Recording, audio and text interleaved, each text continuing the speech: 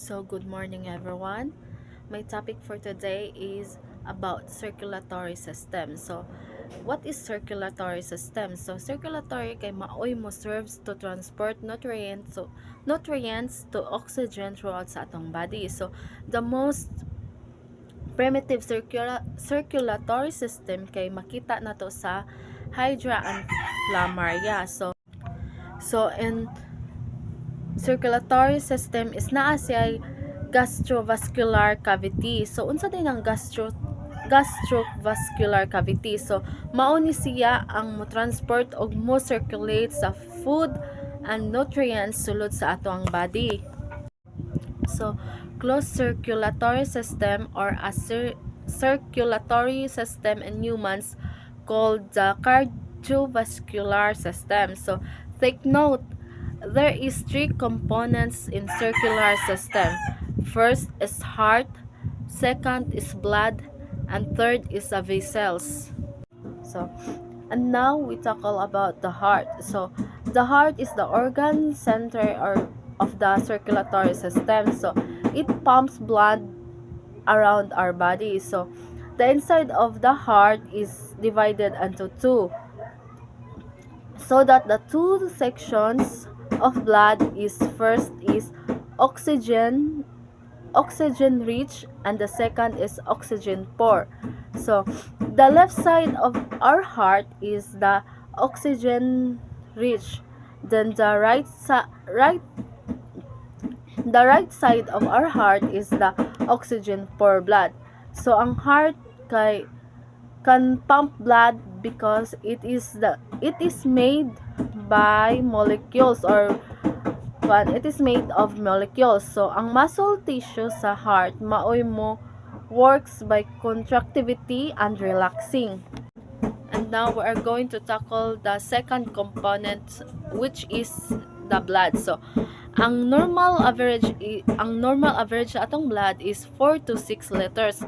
And circular blood ang circular blood is kailangan is 45%.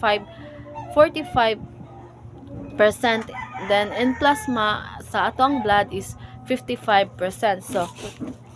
So ang blood ay compose of plasma and blood cells. So there are three types of cells. So which is first is red blood cells, second is white blood cells, and the third is platelets. So the first is red blood cells. Unsa man ng red blood cells? So ang red blood cells made in red bone marrow and transport oxygen. Mao siya ang mo transport sa oxygen.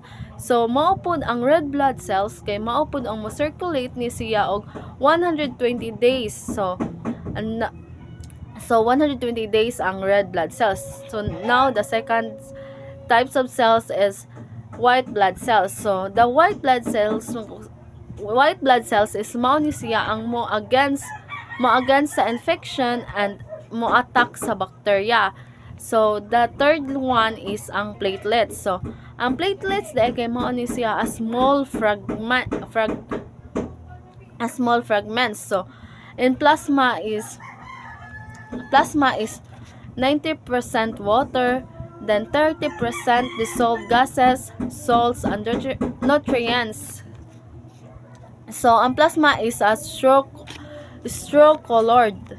Now we are going to tackle about the third components and the last components, which is vessels. So ang vessels, there is three types of vessels. First is arteries, second is capillaries, third is veins. So the first one is arteries. So ang arteries dai kay mao ni siya ang large vessels sa ang arteries. Large vessels og ang mo carry sa blood from heart to tissues of bodies. Then the capillaries is mao ni ang smallest blood vessels. So kanang balik ko na ko ha, ang arteries is the large vessels.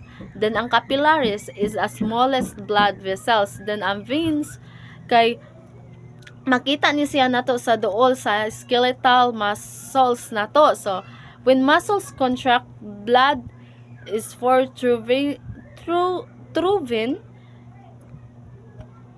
Ang blood or ang dugo has passed through the capillary system must be returned to the heart done by veins.